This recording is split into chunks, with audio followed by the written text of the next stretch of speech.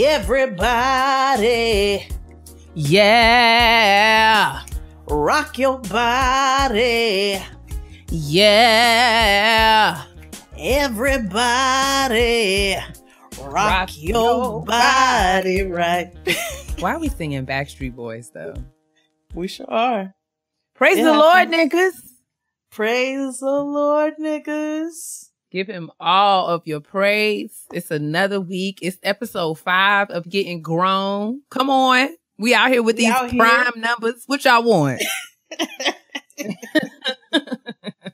1, 2, 3, 4, 5, 7, 8, 9, 10, 11, 12. Schoolhouse Rock was a major key. No DJ Khaled. Like, before DJ Khaled, Schoolhouse Rock was a major key. Was the major key. I feel like DJ Khaled probably could use a little Schoolhouse Rock.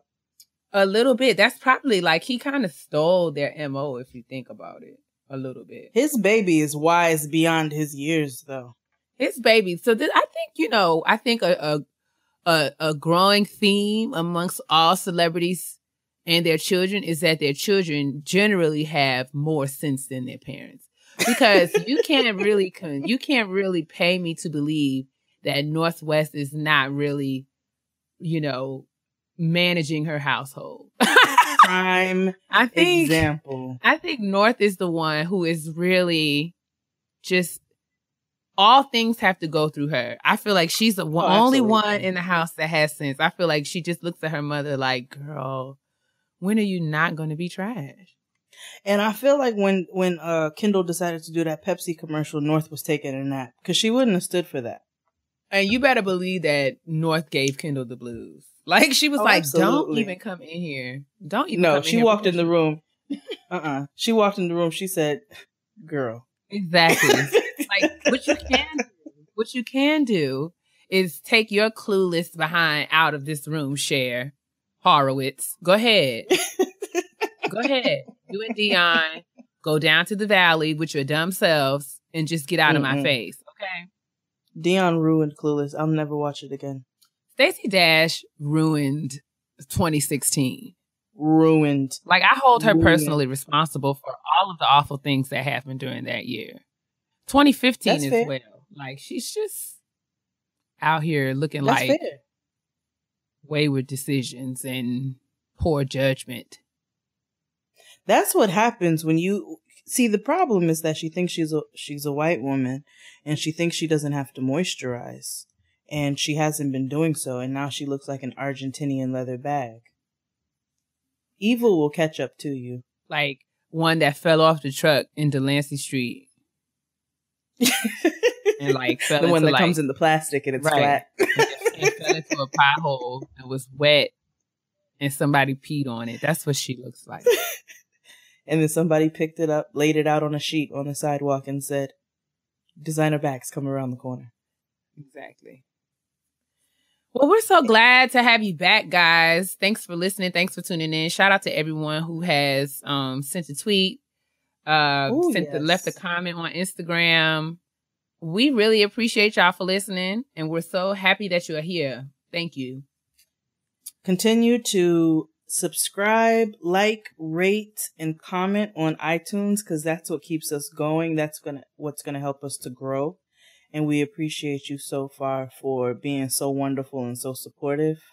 Make sure you're telling all your friends, telling all your aunties, telling all your homegirls, telling everybody but my mama. Everybody but Kia's moms. Continue to tell everyone but my mother, and we just gonna continue to keep on shining. Me and Jay were just talking about, like, literally, we were trying to stay away from all of the logistics because we really just want to, have fun. We want this to be a really relatable space that we all just come and just hang out for a few minutes once a week. Yep. So we've been trying to stay away from, like, the business, the number side of it, but we did, for the first time since we've been doing this, sit down and look at how many of you have downloaded, how many of you have commented, how many of you have shared, and literally blown away. Like, mine, blown. Like, bruh, like, thank y'all. Like, for real. So we're going to get out of all of these mushy feelings and things and get into the show. You ready, sis? I am. My sis is popping right now, like. And shout out to my sis this week. We are going to feature all of the emails that we received announcing graduations, because last week we said that we were going to shout out all of our listeners who are graduating from, some level of, some degree program, some post-secondary program, anything, high school, whatever. And we have had quite a response. So we want to make sure that we get these out. Again, it's not too late to get your graduation shout out. So if you want to get a shout out on next week's episode or any episode following, don't hesitate to send us an email at gettinggrownpodcast@gmail.com. And I am going to read these graduation announcements. The first one comes from Connie. Connie says, "Hi, Jade and Keia. I'm just going to peruse through all of the other things since we have quite a few to get to." She said, "I don't want to take up too much of y'all's time. I wanted to submit someone to shout out to my sis's church bulletin." I just love y'all. She's actually the one who recommended your podcast. Thank you, boo. Come on. Look at y'all spreading the word. "My mentor turned sister from another mister, future godmother to this child I'm currently cooking. Well, you better gestate. And the remarkable hidden figure I've been blessed to know. Dr. Julia Anderson Lee. Hey, girl, hey. Yeah, I put your whole name out there. Don't be mad.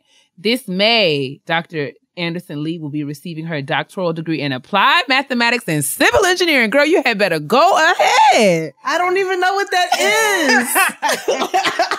Applied mathematics and civil engineering. Connie says, "I can't begin to tell y'all how intelligent, phenomenal, black girl magic filled, hidden figure this woman is! ! She worked incredibly hard and deserves every bit of recognition. Congratulations, Julia. Love you. Thank you for taking the time to share that, Connie. And thank you so much. Thank you so much. So, Julia, girl. Congratulations. We speak your name because, honey. We sure do. I got a PhD. Things I don't even know how to speak. The Lord blessed me to get a PhD, but it was not in applied mathematics because I don't math. Okay. But God bless your heart. We were sitting in the back. We were sitting in the back of your dissertation. This is about Julia. We're not talking about my dissertation. I just want to say that half the people who support you don't know what you're doing. Oh my God. We don't even understand what you're saying. But I know it's a big ass deal. Congratulations, Julia. Applied mathematics and civil engineering. That's amazing. Girl. Okay. So what y'all may not know is my research is on STEM education and specifically underrepresented populations in the STEM fields. So this graduation shout out is near and dear to my little heart because Julia is a woman of color who just earned a doctorate degree in STEM. So sis, you are a hidden figure. You sure are. That's what's up. So we'll move right along to the next one. This comes from Nina. Nina says that she's 24 years old, turning 25 on May 30th. Well, happy birthday, boo. She said, "I did not graduate this year, but I did just get accepted into Pepperdine University in Malibu, California for a master's in applied finance." Well, girl, go ahead and get your life. Yes. She has a bachelor's in biochemistry. Y'all are showing out with the STEM. I'm proud of y'all. So it's time to start a business. So thanks for the love, Nina, and congratulations on your acceptance to Pepperdine. I know you're going to go and show out. The next one is from Brooklyn. Brooklyn wanted to get her graduation shout out in. She's 25, and on May the 12th, she'll be graduating with her MSW, her Master's in Social Work from USC. I'm the first in my family to go to college, and the struggle has been real, seeing the light and preparing to slay. So much appreciation. Thank you so much for writing in, Brooklyn. We're so super proud of you. Congratulations, Brooklyn. This good old MS Dub. The next one is from Randy. Randy has asked that we give a shout out to Alex Locust for graduating from San Francisco State University with a master's in counseling, specializing in clinical rehabilitation and mental health. Alex has been killing it for years and is actually the one who turned him on to Getting Grown. So look at y'all spreading the good word to your people. Thank you. Playing telephone. I hear that. Alex, thank you. Alex, congratulations on your degree. Congratulations. Randy, thank you so much for shouting Alex out and for spreading the word about Getting Grown. We love y'all. Moving right along to Leslie. Leslie is graduating with a Master's in Arts in Media and Communications with a concentration in Public Relations from Norfolk State. On May 6, 2017. So that's like next week or so. Get your life. Yeah, she's soon. Congrats, Leslie. Listen, I hope you do me a favor. Make sure that you don't just, I'm sure that I don't have to tell you this, but just in case I have to share with anyone else who may not know, when they put that graduation gown in the bag, make sure that you shake her out before, don't just wait until the day of the ceremony to take the thing out and shake it. Now, I know Leslie is going to iron hers because she's got her life together. Steam. She's going to do a steam. Listen, you can't hang it up while you're in the shower and it's going to get, I just don't want nobody to have them picnic table checkerboards in their gown as they go and, don't do your regalia like that. Just don't. It's a petty peeve of mine. But congratulations to you, Leslie. I know you're going to slay at the graduation next week. Come on, y'all, with these graduate degrees. I'm so proud of y'all. The next one is from Daniela, who will be receiving her master's degree this summer in biomedical informatics. Oh my, showing out. Yes. Praying on next steps, whether that be medical school or the PhD in epidemiology. So please keep me in your prayers. Done, sis. So absolutely. We're proud of you, Daniela. Keep it moving, keep it pushing, keep on doing great, fantastic, fabulous things. And last but certainly not least, we have an email from Yemisi. I'm so sorry if I'm pronouncing that incorrectly. But Yemisi? I'm going to call you Yemi. I think it's Yemisi. It's Yemisi? A pretty name, though. It's very nice. And I'm so sorry that I am butchering it. Yemisi. Yes, that makes so much more sense. See? I'm not that smart. Yemisi would love to give a graduation shout out to her younger siblings. Boomy is graduating with her doctorate in dentistry from Howard in May. And her brother... Yes. Her brother, Daly, will be graduating with a BA in Business Administration from Morehouse. So I am so proud of you guys. Scholars. Out here typing fast. Come on, team, typing fast. Y'all do my heart proud. My nigga heart is just overflowing right now. Because I feel like my squad is around me. You know what I'm saying? Like, you know how you just... Squad. Like, listen, your squad is strong too. My squad is out here typing fast. I'm so proud of y'all. If you want to be on team typing fast, if you're graduating and you want to shout out on next week's show, don't forget to send us an email. But that's our shout out to our sis segment. Shout out to our sisters and our brothers who are out here doing the dang thing. Congratulations to all of you during graduation season. Make sure you live it up, celebrate, and stop and take a second to appreciate yourselves for what you're doing because it's amazing. Absolutely. It is so amazing. And we are proud of you. Said we are proud of you. That was a cheer when I was in high school. I started moving my knees. Were you a cheerleader? No, I was on the step team. Like a cheer type. I mean, yeah, I was. No, I mean, my mother was just like, Keia, I don't want anything to interfere with your grades. So I wanted to be on the cheerleader squad like a freshman year, but my Rhonda was just like, I'm gonna shut that down. Briefly, but like it was like not even long enough to like mean something. So that's why I say no. But in 11th grade, I was the captain of the step team. 11th and 12th grade, I was the captain of the step team. Very proud captain of the step team out here. Just come on, captain. Like, yes, girl. I was just dancing behind the school. Come on, dancing behind the school. Dancing behind the school, running track, playing a little ball, We are out here. This week in Kitchen Table Talk. Ladies, grab your snacks. This is going to be a doozy. We have yet another business corporation who has listen. They're just out here, just blunders galore. Just another clumsy ass advertisement, like another ill-advised marketing trip down the stairs. Like it was just awful, just so bad. And unfortunately, the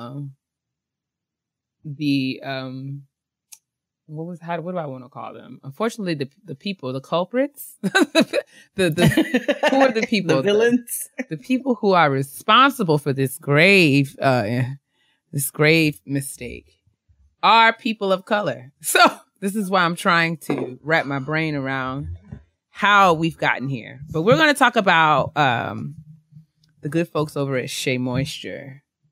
And for those of you who don't know, Shea Moisture released an advertisement in the morning of April 24th. So by the time this airs, that will be, yesterday. And it was all about managing or overcoming hair hate. And it gives these like vignettes, like a montage of like little stories of various women of all different colors and of all different shades of light. Shades of light. That is correct. Right? No. See, I wasn't in the commercial. Wait, okay. For those who don't know, who don't follow social media. Okay, so follow up. Last week in Black Women Self-Care, I spoke about all the things that I did, Sephora visit being one of them. Told my sis that I bought myself a Lancome. Yes, foundation. you better say it right. Yeah, I feel like I'm speaking patois. Lancome. I bought myself some Lancome foundation. Huh? So she asked what shade it was, and I said I didn't remember. Well, I went to take a look when I applied it once since that episode. I took it out the box. I looked at the color, and I immediately got a grimace on my face that looked like Al Bundy. Just tell them what the shade of the foundation was. It was bisque. They named me after soup. It was bisque. I don't know if it was corn, lobster, crab. All I know is it was bisque, and all variation of bisque are tan, khaki. Lobster bisque. It was khaki. Lobster. Had a pinkish undertone to it. So, a little bit more context. We were talking about previous, time where Jade and I were having a conversation. She was trying to, say how challenging it was for her as a woman of color to find foundations in her shade. Now, my sister is fair skinned. So, my response to that was they always have your shade, sis, because your shade is. Yes, but they don't have my undertones. Is that what that? Okay. Well, listen, I'm not here to gentrify your struggle. Okay. Shea Moisture. I'm not here to do that. But anyway, let's get back to Shea Moisture and how loud and wrong they are. So they, they had these women. There was an androgynous woman, who talked about, how she never really wanted to have long hair, and she felt liberated when she was able to cut it and, express herself in that way and embrace her hair for what it is. There was a white woman with red hair who said that she hated having red hair, and, she dyed it blonde for years, and that's what hair hate meant to her. And then we had a Black woman who talked about, dealing with chemical relaxers and then not knowing how to manage her natural hair. And we had she could be biracial or Latina woman talking about how people didn't understand her texture and people threw things at it and all this other stuff. So Shea Moisture released these ads. It was 2 of them. And the backlash was live and direct. It was blazing hip hop and R&B. It was very proud, very, very strong, very swift. As all of the Black women on Twitter gave Shea Moisture a swift and sturdy hell no. The business. And I wanted to talk about it here because, I had a reaction to it. I found it offensive immediately. Because why is it? I would like to know. This is a question. Well, I don't know. I'm not suggesting that you have the answer because, we're not talking about like individual things. We're talking about systems. To my point, like Shea Moisture claims that their intention was to communicate their stance for inclusion in beauty. And I guess they're trying to say that, you know, and be representative of a wide range of people.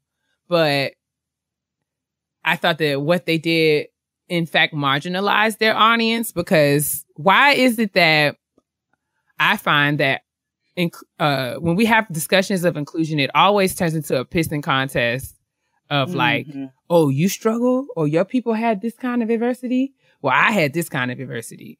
It's like, it's like a Mr. Me Too. And we out here just trying to out oppress one another. like we just not out oppress, but like, you know. No, I know what you mean. You know what I'm saying? Like this is not a race, and I don't know. It just doesn't sit well with me that Shea Moisture would be so. I think it's irresponsible of them to not really recognize that, number one, Black women are who made Shea Moisture relevant. Wouldn't nobody know who Shea Moisture is had it not been for us going to Target and spending our coins, going to Walgreens on the buy one, get one, and buying up all of your products. Like, you would not be where you are. So to then say, you know, well, let's go ahead and get these white coins too, almost at the expense of Black women, because it's insulting. Right. Like, white people and I'm not going to say that they don't have hair hate issues. I don't know anything about that. But I will say that their struggle can't ever be what mine has been. No. There's no way. Because, you know, saying that feels, you know, it's just like another instance where white people and systems are failing to acknowledge like hierarchy and privilege and the things that have like systematically marginalized and oppressed groups of people on the basis of race for years and years and years and years and years. Mm-hmm. So I don't know. It's like, why do we feel like in order for, like, Shea Moisture was out here making all this coin. Why did they feel like they needed to then get the white? I know that they wanted the mainstream coins, but like, white people don't even buy hair products like we do. So like, what is you saying? I don't know. Well, for one, I mean, if you look at the numbers themselves, Black women are buying 80% more health and beauty products than white women. And that's just on paper. 80% more is what we are spending. We are spending $1 trillion in the market. We got that off of a Root article, actually, if you want to check out the root.com. Yeah, Nielsen ratings, can't talk. They actually published a statistic, and it said that Black women in particular are spending $7.5 billion annually on beauty products. I know I can probably take account for about 1% of that, because my hair products drawer always runneth over, and Target always gets me. That's why I can never go into Target and not spend $100, because I be in the ethnic section buying up all of the things. And you pick up 2 bottles of something that's $14.99 and $12.99, then you end up spending $76 by the time you walk out. When all you went in there, you only went in there for a contact solution. That's what I went in here. Wipes. I came in here for some tampons and some makeup remover wipes, and now I'm over here $75 later. But $75 in 1.5 bags worth of stuff. Exactly. So, but we are spending $7.5 billion a year annually on beauty products and shelling out 80% more on cosmetics and twice as much on skincare as our non-Black counterparts. So we are being completely undervalued when it comes to ads like Shea Moisture. But it all starts, I say the same thing. It's the same thing with the Pepsi commercial. It's everything. It's starting with the boardroom. It's starting with the conference room. Y'all got the wrong people in the conference room. And the people that you need to be listening to, you're not. Because those are the people who are going to keep you out of trouble. You got the wrong people in here nodding their heads and telling you that things are a good idea that are a really horrible idea. And look what you had to do. You had to go and release this statement. You have to immediately backtrack. You guys are wasting money, spending thousands of dollars to produce these commercials, and then turning around and have to snatch them right off the shelves because you put out a faulty ass product. Like, stop doing that. Pepsi did it. Shea Moisture's doing it. And they are not the first nor the last to put out offensive, awful ideas. You have Nivea. Was it Nivea who's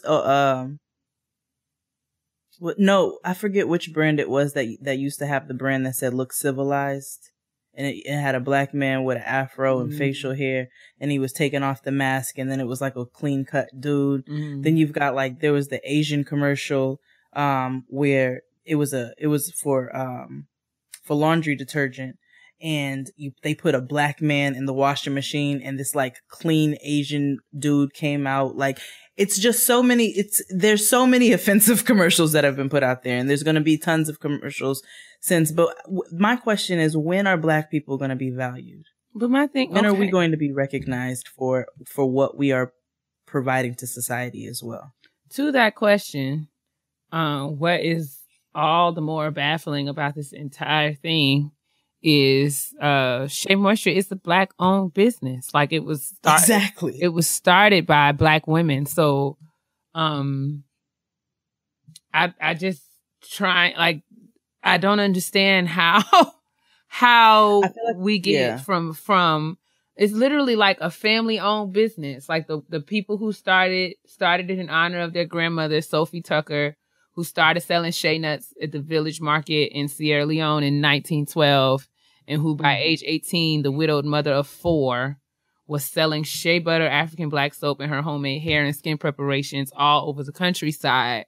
So we have a small black owned business that has grown into a multi-million-dollar corporation on the strength of, the support of African-American women who were appreciative of a line recognizing our unique needs.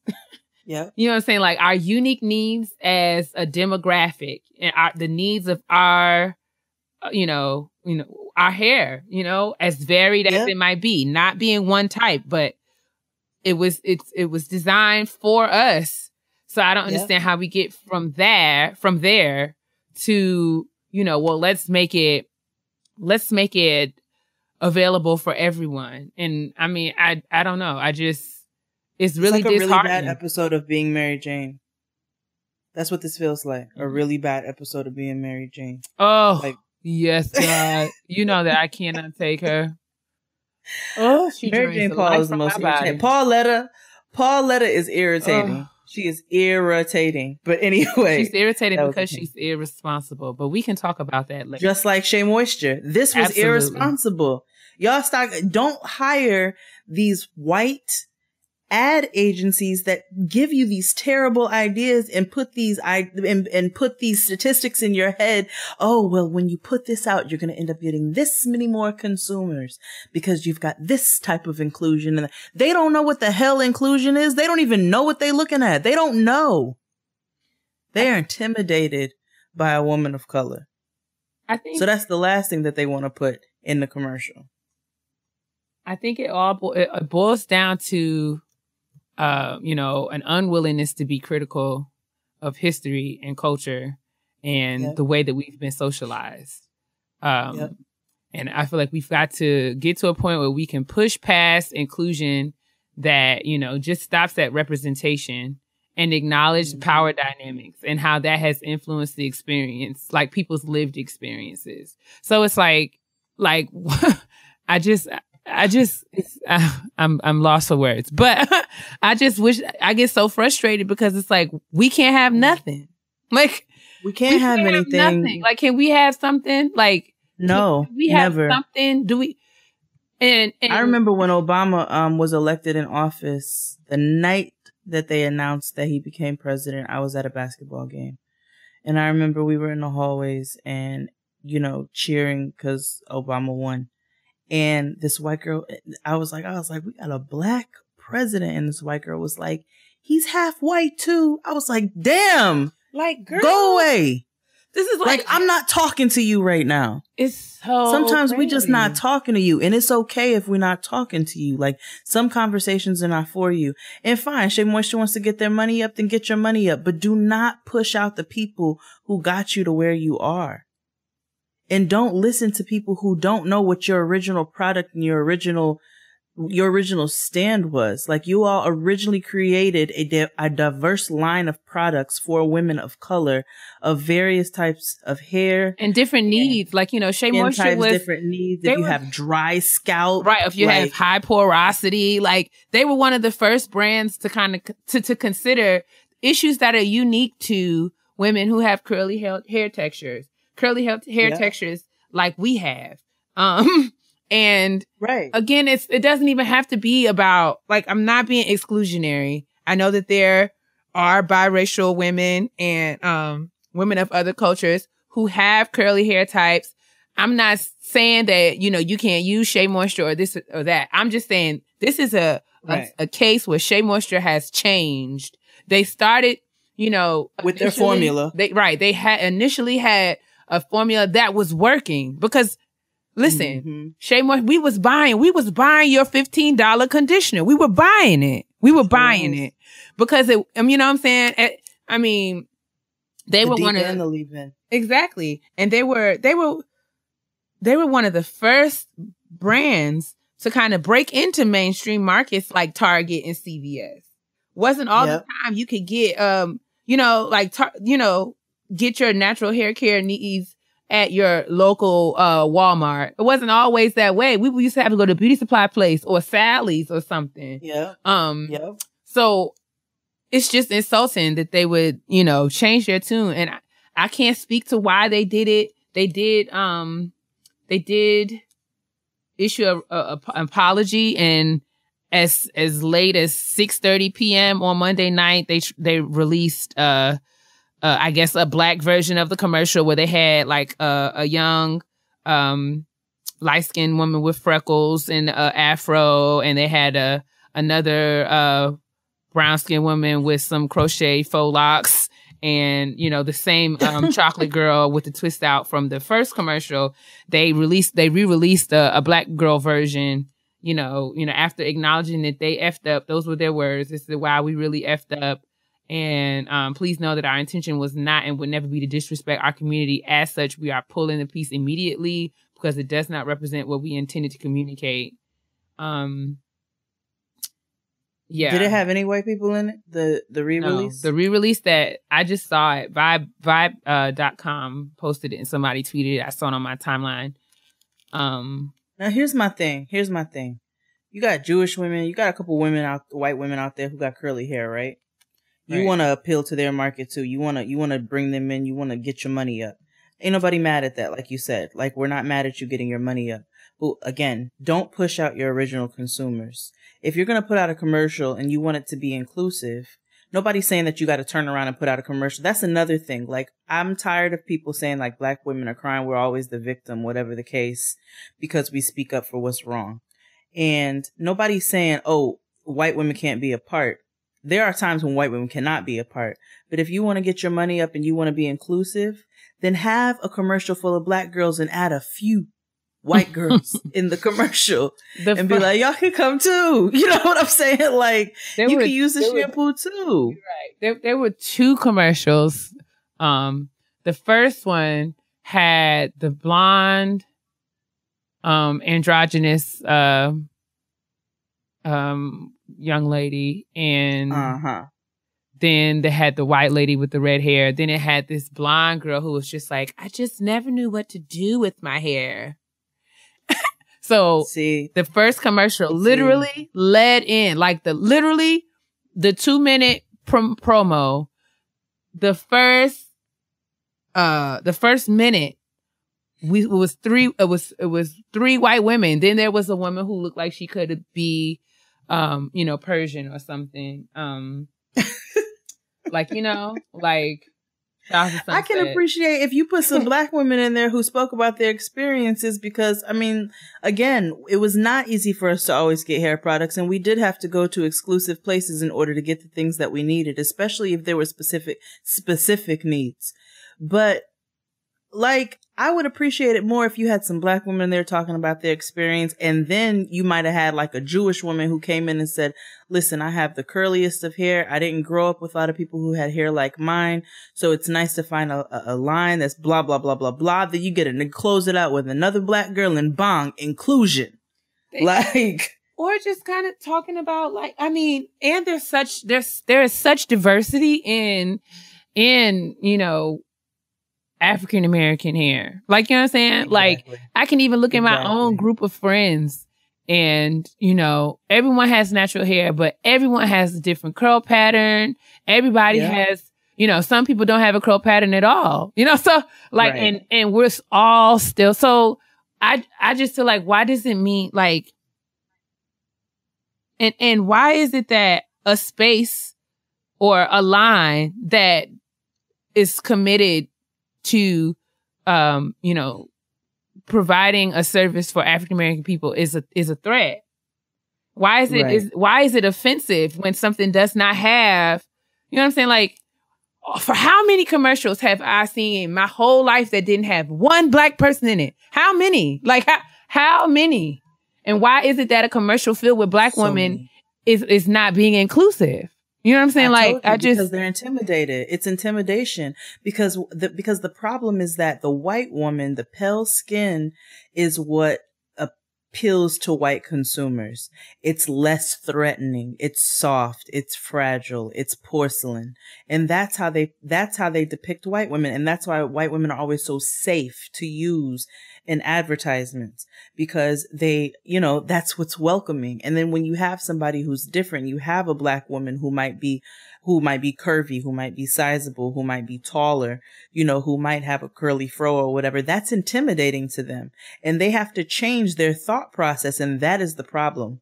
That's the problem even with consumers themselves. Stop looking at these people as it, you know, and taking their physique and putting it along with what you think that matches their personality. Like, everybody is different, and we need to learn how to value that and look at that as beautiful, and stop looking at things that are different as threatening or as intimidating. I just want Shea Moisture to do better. I just at feel least like they apologized immediately. They did, but I mean, it's almost insulting because, like, it is. What black women have, it isn't almost insulting. It is insulting because what black women have experienced is not hair hate. Like, we've experienced hate. Like, we have experienced straight up and hatred for who we are as people before we open our mouths. Before, like, you know, we have been, you know, we're undesirable as we are. Naturally, we're unprofessional. We're undesirable. We're a double minority. You know what I'm saying? So it's just like not even it's absurd, honestly. The nerve of any white person to say, oh, you know, I had red hair and I hated having red hair. That does not compare to what any woman of color has experienced as it relates to her hair. Ever in life. Like, no way, no how. And the fact that a black-owned business, a business that was created for and about black women, does not recognize that is completely problematic. I'm disappointed in the owners of Shea Moisture and those who are involved in the creative process. I'm truly disappointed because you all have lost your way, okay? Listen, you all have lost your way. I can't tell you how disappointed I am as somebody who has a bathroom full of product and now I'm torn. You know what I'm saying? I have a shower ledge of Shea Moisture products. Like, I kept rocking with y'all even after you changed your formula. Yes, say it louder. Say it louder. Crystal and I have discussed that and discussed that. They changed the formula of the product. Especially that Jamaican black castor oil, because that joint used to talk about it in the light. But somewhere along the way, it just lost all of its luster. But I still rock with y'all. They lost some with the coconut and hibiscus, and even though it smells delicious, it lost a little bit of its oomph. Yeah. You know what I'm saying? I rock with the Manuka honey myself. I do rock with the Manuka honey. Oh, I have it all, which is why I'm so torn. There's so many monies of products in that windowsill right now. And not even just hair, because I even rock with your body wash, your African black soap, the olive oil, the raw shea butter. Like, listen, do you understand? As a consumer, I am hurt. Let me tell you, that coconut hibiscus body scrub. Bruh, I got it. That down. Listen, that my nigga he cannot keep his nostrils out of my neck. He wants to sniff me. That coconut hibiscus, I don't even use it for the hair. For a purpose, like, you know, the hair. But listen, the niggas be like, what is that? You smell like, what is that? What is that? Yo, you smell good. You smell like lavender and just delight. Every time I put it on, he'd be like, what is that? And then he's Trini. So, you know, coconut, he's like, oh, what are these flavors Shea Moisture that I'm used to? Y'all gonna have to make this up to me some kind of way. And let me tell you how this old black girl version of the commercial y'all put together in the that ain't it in the iMovie and try to throw up on the Instagram. That is not going to cut it, sis.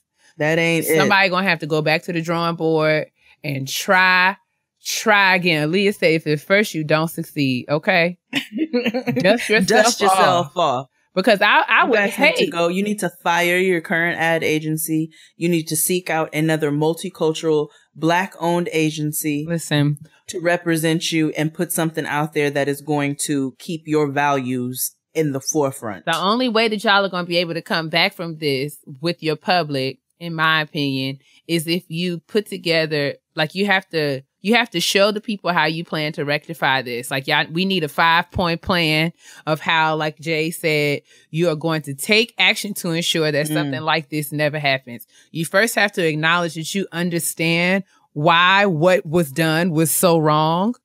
And you have to acknowledge that you have offended 90% of your buying base. And you need to show us as consumers. Some of us are not coming back. I can't. I have to be honest. Some of us are not coming back. Are strong. I'm gonna use up the products that I got, but I will have to say that I'm gonna have to. You know, I got pause. I'm gonna have to literally sit and think about whether I've been keeping my eye on that Mael. I've been keeping my eye on that Mael line. Quiet as it's kept. I picked up some Mael on Wednesday. I started off. I have first of all, their edge control is touched by the hand of the Father. Oh, is it? Listen, when I tell you that edge control got some staying power, you know how most edge controls be like, I got you, sis, but for the first like 12 and a half minutes, then by the time you get to your desk, your joint is already starting to just roll up. Mine kind of just does that. The Mael Organics, their edge control is like legit. Like, it lays your joint down forever and ever. Amen. Like, Keisha put me onto it. She gave it to me as a Christmas present. When I tell you run your baby hair toothbrush through that Mael edge control and seat on your edges, stay put all day. I'm telling you what I know. You know, it's braids all summer 17 for me. So when I take this round out and then I finally am able to free my edges from gel, then, cause that's exactly what they did to me. They imprisoned my edges.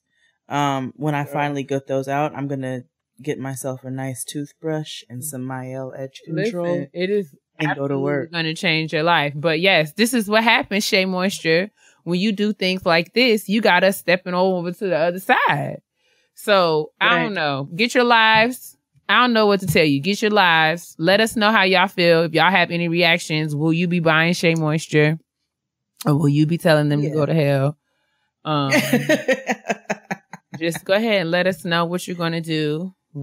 I just wanted to get it out of my system. We had a whole nother kitchen table talk planned, but once we got wind of this, it was just like, oh girl, we have got to talk about this.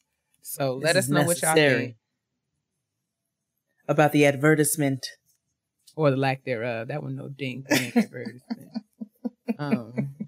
But yeah, next week on Kitchen Table Talk, we're going to be talking about being hard on yourself.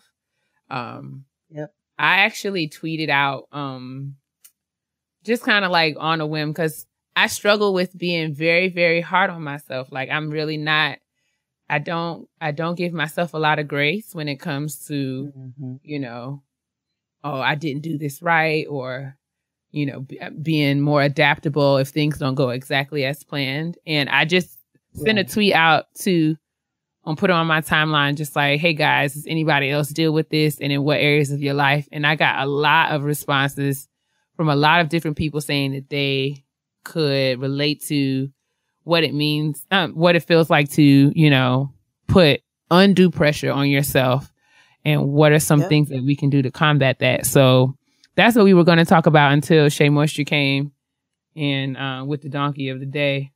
So make sure you if you deal with putting pressure on yourself. Oh my God, not even hair hate. No, if you Black, you don't deal with hair hate. You deal with hate. Remember? No, nigga, you deal with hate. So straight up and down. Straight up and down. So no, but if you deal with being hard on yourself, send us a tweet or send us an email. Yeah, let us share your story. And we can talk about it next week on Kitchen Table Talk, because it's something I've been thinking about, and maybe this was a blessing. Shea Moisture making this huge mistake was a blessing, because it'll give me more time to, put it out there. Maybe we all can kind of share together. You guys can share your experiences. We can share ours. We can come together and kind of hash it out. So that'll be cool. We're also going to talk about the niggas who are not hard enough on themselves. Absolutely. But we'll get to that next week. Because it's really all about, right. It's all about finding balance between like being flexible, like flexibility and adaptability, but still being able to hold yourself accountable. I was having a conversation with Bobby about this over the weekend. Shout out to Bobby Bundy, my boo-boo. So yes. Coming back. Sorry. Did you just tell all his business to the podcast world? Take that out. That was not me, Bobby. I want you to know that was not Keia, okay? Don't listen. You know where to direct your rage. I'm just so excited. I'm so excited. Anyway. I'm so excited. Shut up, Jesse Spano. I'm So yes, let us move forward. Honestly. Truly. It's time for the honesty box. Big old box of honesty. Box of honesty. Can we talk? That is just that sounded like a cheesy game show. The box of honesty. Let's go into the box of honesty. All right. We have a letter from a listener who wishes to remain anonymous. So let's call her Shantae. Shantae says, I'm going to... no man at home. She doesn't know. Shantae does not have a man at home. No man at home. Oh, that's not what this is about, though. Anyway. You know what? You're right. That wasn't even... And that was not shade. That was not shade. Not being shady. Shantae says, my best friend is in an affair with a married man. Dun, dun, dun. Just kidding. So I'm going to give the abridged version to protect the identities of the innocent. Shantae feels a way about this because she knows a lot of details. So this young lady, her friend came to her and gave a lot of information about her. I'm sorry. Why are you laughing? Because you were like to protect the innocent. And I just kept I'm thinking about like, because so if you all don't know me, my sisters and I, we watch a lot of Snapped, and a lot of shows that I should not watch. And it's a single woman living in a studio apartment. I be thinking somebody's coming in here to get me, and my nerves are entirely too bad. But anyway, here we are. Me and my husband are addicted to. I almost got away with it. And I've been addicted to Snap for probably over a decade. So anyway, I was laughing because I was thinking about when they have the people who don't want to be seen. And they have and they put those voices on them and they be like, I went to jail. Shut up. Can I read this? Like, so I was like, can you read it in that voice? I will not read it in that voice. Come on. You are irritating. You ain't no fun. You read it. You then. boring. You read it then. Okay, I'll read it. Oh my God. Let me find it. Hi, Jade and Keia. Can we be serious? Oh my God. I'm sorry. Okay. I'm sorry. I am irritated. Okay. Are you... Hi, Jade and Keia. I love this show. I was about to be regular. Okay, go ahead. I love this show so much. It's so real and funny and poignant and so needed right now. I learn something every week. Love the part about salary negotiation because I just learned how important it is with my current job. Come on. Yes, Shantae. Anyway, my best friend is in an affair with a married man. She shared a lot of details about the situation and it's pretty textbook. I'm sort of keeping my distance while she figures that situation out and I'm praying for her every day. Am I wrong for that? Nope. Perspective. No. You're not wrong for Perspective. I dealt with infidelity in my own marriage not that long ago. Babe. It was extremely painful and I went through that with her. All my feelings, all the tears, all the pain. She was my shoulder during that time, and she was also my shoulder during reconciliation with my husband. We've moved on and we're genuinely happy. However, having the knowledge of her participation in this affair and her nonchalance about it has messed with me emotionally, and as much as I love her, it's caused me to view her differently. We both feel very strongly that telling me about this was a misjudgment on her part, but I also understand why she told me. First, I'm her best friend, and second, she wanted me to pray for her. Her words, if no one knows what you're going through, no one can pray for you. This is bigger than just a mistake to me. This is bigger than I messed up or I made a bad decision. If she slept with him once, then she could say that. It's a continuous affair. He's her boyfriend. That's not a mistake. That's a deep character problem. This is a major issue, and no one seems to get how big this is but me. Having had this done to me within the context of marriage has changed my perspective, as it would for anyone. The whole idea of cheating honestly makes me sick to my stomach now, so for my best friend to be involved in this is crazy for me. I'm trying very hard not to reduce her to a side chick because she's my friend, and she's so much more than that. Basically, right now, I can't handle speaking to her if she's still involved with him. I feel this will change, but that's where I am right now. That's how much this matters to me. Am I wrong to keep my distance until she, or he, you know niggas, ends this affair? You better end that with the real. Well, Shantae, Oh, Lord. thank you so much for writing in. It's a difficult situation, and I understand why you feel so passionately about it. You have your own morals, and you have your own conscience that you have to honor in order to continue to keep going forward every day. You know what I'm saying? In order for you to feel good about yourself. And if this is something that you find difficult to move forward within your friendship because you can't agree with it morally, then nobody is entitled to tell you how to feel. Nobody has the right to tell you that you're wrong for that. That is your moral compass. That is yours and yours alone. So no, I can't tell you that you're wrong for keeping your distance. This is a decision that only you can make. What do you think about it, sis? I agree with you. I think that you do yourself and your friendship, like you dishonor yourself and you dishonor your friendship when you're anything less than yourself in it.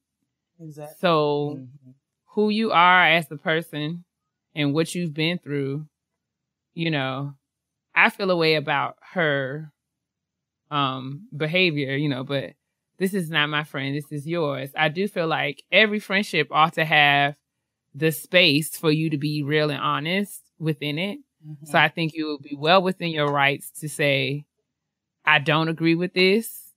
You know, I think that it is absolutely, I think that it is wrong. I especially don't appreciate it. And it, you know, my own experience that, you know, that I've had within my own marriage and how that affected me. I think it's unfair for you to expect me to just ride along with you in this. And you have the right to say, you know, it's not about, you're not saying that you don't love her anymore or that you don't want to support her or be there for her, but you have a right to say, I don't want to hear this. Like, you have a right to disassociate yourself with this. I think we've all had, you know, best friends disagree. And I think it's more than fair for you to, like, there've been times in my own friendships where my friends have made a choice that they have had every right to make as a grown adult. But if it's something that, you know, I don't agree with, it's not even a judgment on them or their character. It's like, I don't agree with this. and I'm not going to be a part of Right. this. So me sitting up with Right. you and you talking about this nigga and I know he got a wife somewhere, that does not sit well with me. And I'm not Right. going to participate in this. And she should be able to respect that. And especially since, you know, just between you and me, she knows what she's doing is wrong, because if she didn't, she wouldn't have asked you to pray for her. Cause she knows she like that whole, like, you know, Right. It's not even a situation where she's like, I don't even know what's going on, or I didn't know what was going on. Like, she's very well aware. And, you know, it's not like, again, it's not a judgment of, you're not judging her as a person, but you don't agree with the act itself. And if it's something that you can't move forward with, you just can't move forward with that. Like, while she's involved in that. And that's well within your right. It's accountability. I mean, I know that, you know, we live in an age where people are easily offended and, you know, it's quick to be like, you're judging me. But I believe that real relationship, calls for accountability. So if you're my friend and you know who I am and, you know, we've connected on a level and, you know my character, and if I'm behaving outside of that, it's okay for you to hold me accountable and call me out to it. However I respond to it is my choice. Now, if I continue to do, you know, that's totally up to me. But I don't have a problem with accountability, because I will hope that my friends and the people that I'm surrounded with will want me to be living my best life, being my best self. And I would want somebody to tell me, like, you did wrong. Like, because sometimes we get caught up in our own selfish desires and we get blinded, you know, to what we're doing. And sometimes we need to be told about ourselves. Like, don't be above reproach. Like, nobody is. So listen. I don't want a bunch of yes men around me. Like, absolutely. I have messed up in my life. I have made a ton of mistakes. I have not done everything the way that I should have. And I continue to make mistakes, maybe not to that magnitude, but, you know, cause I've learned from those. That's the beauty of getting grown, is learning from those mistakes and not continuing to commit those. But just as an imperfect human being, you're going to make mistakes every single day. However, those mistakes that I've made in the past, like, I learned from those, but the one thing that I've never done is kept yes men around me. I've always kept friends around me who are going to keep it honest with me. And you've got friends with different levels of what they can deal with morally. So you have friends who are going to sit there and some are going to egg you on. Some are going to just, you know, they're not going to say much. And then some are going to fully disagree. But you know what? Those are not your friends if they don't speak up and tell you how they feel about it. And that's not inserting themselves in your business. If you told them what it is, then you've opened up yourself to discussion and you've opened up yourself to what they think about it, especially if it's something to this magnitude. So, I mean, I for one think it's disrespectful that she knows that you were cheated on and saw how it affected you, for her to turn around and do it. And then, like, you know, call you about it with the tea. I think that's disrespectful. And I think that you would be well within your rights to say, girl, what are you doing? Like, come on. Like, you know, like, what I went through. Like, come on. There. You ain't have to tell me this. Absolutely. So that's my 2 cents, sis. I think that, no, you're not wrong for keeping your distance. But I think whatever you do, just, you know, be grown enough to use your words and say beforehand. Like, you know what I'm saying? Like, sis, you know, I'm falling back because, you know, I just need some space to, you know, this is how I feel about this. And I might need some space to kind of get myself together. Not saying that, you know, we're not friends anymore or that I hate your guts or anything like that. I just need some space. And, you know, eventually we'll be able to get back together and figure this out. But right now, I can't. I'm out. I can't with this situation. I think that it makes me uncomfortable. You can't. Why would you torture yourself like that? Yeah. You can't. And you have to look out for yourself first. You're not going to be a good friend if you're sitting there uneasy and uncomfortable with every detail that she's giving you. So you had every right to speak up, and you have every right to distance yourself if you're in a situation that does not make you feel good. Right. And you did ask me about, I saw the other email. We kind of had a little exchange, Shantae, and she talked about, you know, the spiritual aspect of this. She said, how wrong is this to God? I wouldn't, like, you know, our relationships with God are personal. So I wouldn't get caught up. You know, she's going to have to deal with God in her own way, and God's going to deal with her about this in her own way. That's not your business. What you need to be most responsible for is you and God, your relationship with you and God. So if your spirit is tugged, like if your spirit is tugged and you feel like you shouldn't be going along with this, then it's your responsibility to speak up and say, I don't believe that this is right. And she can then make a choice, about, what she wants to do from that point. But you have to speak up for yourself. It really boils down to you and you being able to,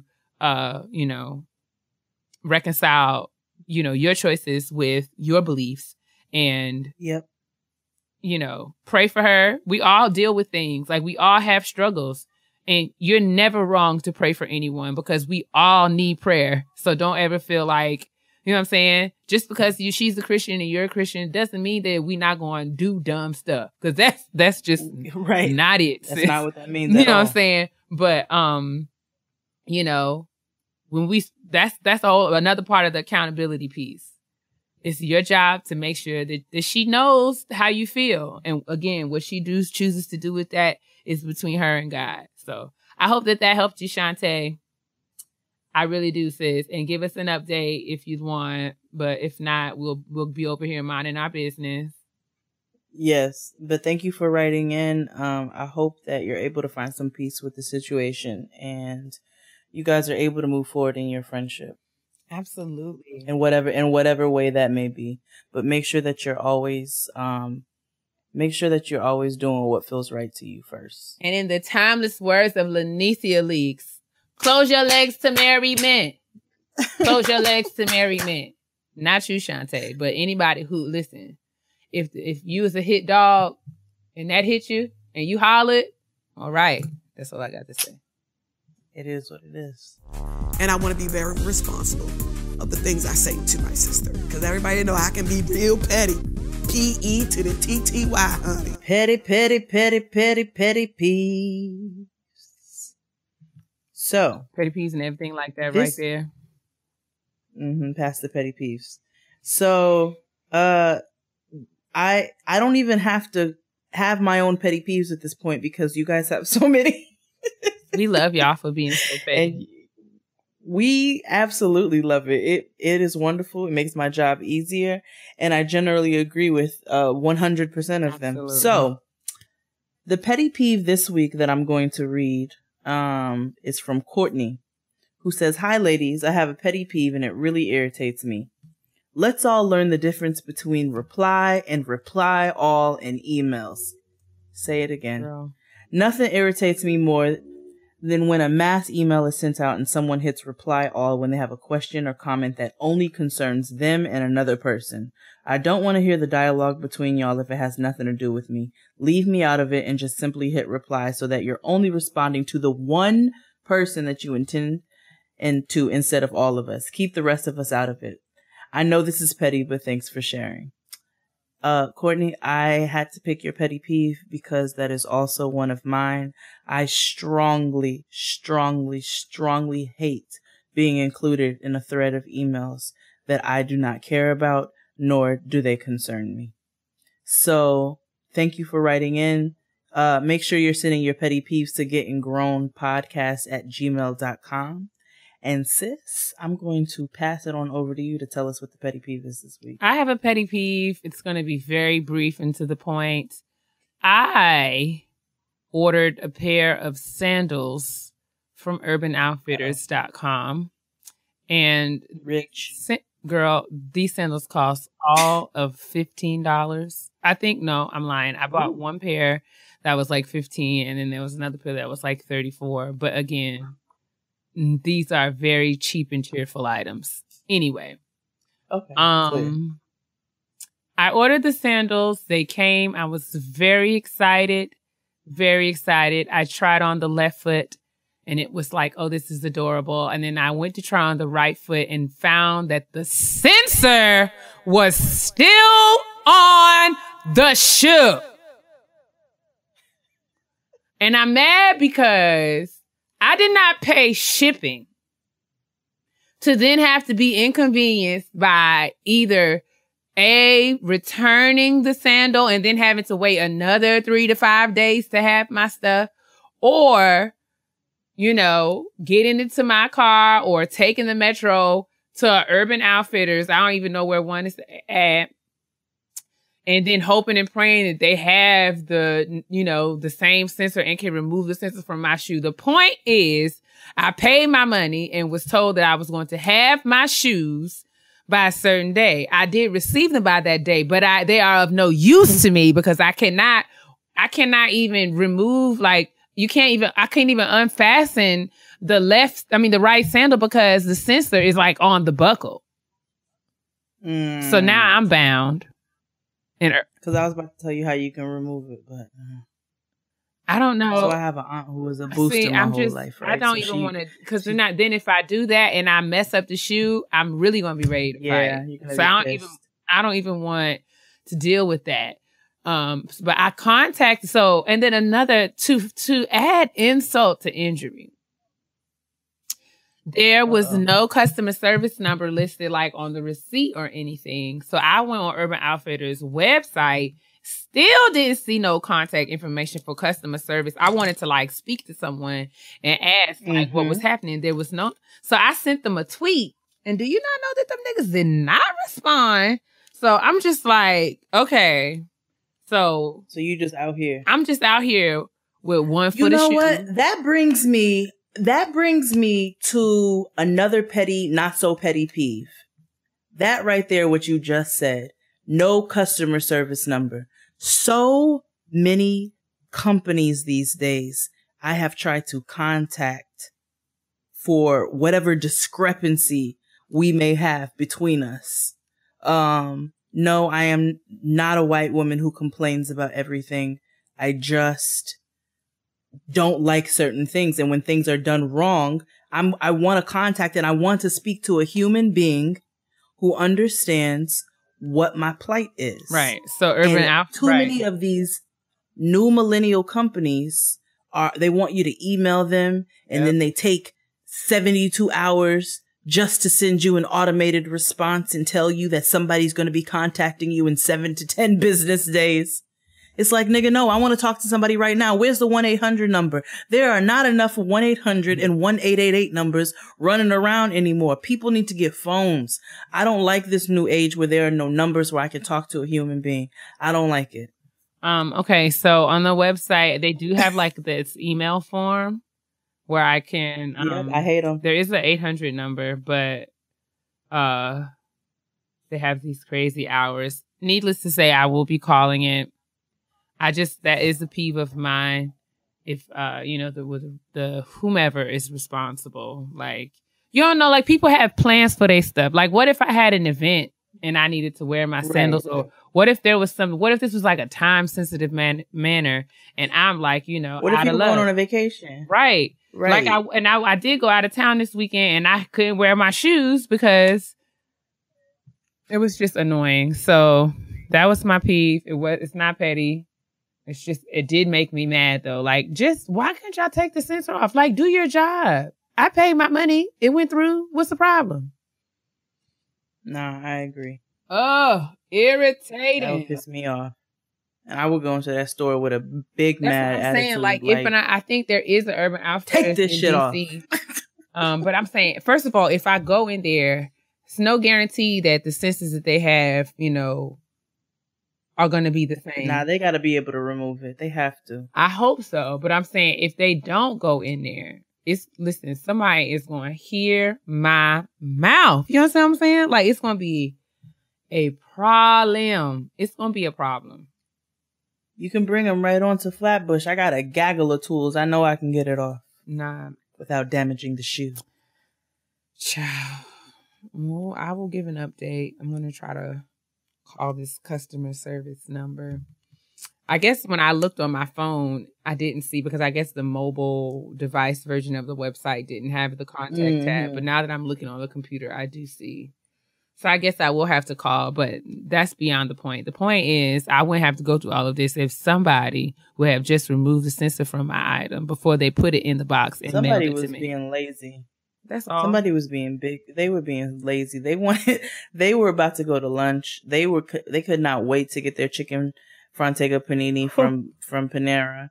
And they threw them shoes in a box and said, here, send that right on over to Maryland. I also wanted to very quickly read LaTanya Jones's petty peeve. Her petty peeve is that her man leaves the kitchen cabinet doors open all the time. I saw that. Woo, that thing just resonated with my spirit. My God. Men love leaving. No, you know what my petty peeve is? Men who don't look for things. They don't look for anything. What do you mean? They will ask you immediately. Where is it? Oh, do you know what a remote is? Oh. Yeah. Have you seen the da-da-da? Did not lift up a couch cushion, didn't move a pillow, didn't like move a shirt. Just have you seen the such and such? No, I have not. Or where are the snacks? Did you look in the cabinet? Oh, I'm sorry. Is it Latanja? It might be Latanja. Sorry, girl. It's late. But yes, Latanja, girl. That's it. I can't stand an old leave it the way you found it, nigga. Like, ooh. Ooh, girl. Like, and when they open up the drawer to get their socks or something out and then just walk off. Like, nigga, you had opened this drawer. You did. I watched you. Why not just close it back? And it's still open. It's still open and you're not in this room. So something is not I'm trying to figure out how you just like, why can't you just leave it the way you found it? It was closed when you got there. So why not just close it? Now it's open and you're not here. Like it's my job to just run behind you and just close the drawers and the cabinets and stuff. Just shut it. And how many seconds is it going to take? I just wonder. Shut it. Oh shut it. God. Shut it. Well, ladies and gentlemen, we would like to thank you for listening to yet another episode of Getting Grown with Jade and Getting Keia. Grown. Yes. Please thank you for tuning in. Please continue to to listen and send us tweets and send us comments. We listen. I try to respond. Tweet. So yeah. Let's keep the conversation going. Don't forget what we said about next week's Kitchen Table Talk. We'll be talking about being hard on yourself. Feel free to share your experiences with that, and we can all have a good old time at the kitchen table. Absolutely. Now there I'm will getting be ready. snacks. Absolutely. At this point, I'm getting ready to kick, ball, change into this bed, honey. This sleep is about to be so for real. Woo! Listen, what's that exercise people be doing? Parquet? Is it parquet? Parquet. Niggas be jumping in between buildings and whatnot. Parquet is margarine. Is that what it is? I don't know. Oh, I'm about to parquet right into my bed. A nigga's about to leap. I'm about to flip. I'm about to right into my bed. Kick, ball, change. Chasse step. Pas de bourrée. Grand jeté. Dusting off these old ballet terms, son. Plie. It's getting ready to be us. It's getting ready to be a recital up in this bed. But I love y'all for listening. Did you say twerk? I sure did. It's a new one. Up. Love y'all. It's one of the new ones. Yes. So thank you again for listening. Make sure you're writing into gettinggrownpodcast@gmail.com, liking, rating, subscribing, and passing along, because we want to make this a community of building and encouragement. And yeah, just make sure you're drinking, fill your water bottles up, your swell bottles, drink your water, moisturize, because your black will crack if it's dry. Absolutely. Y'all better ask Stacey Dash. Bye. Bye.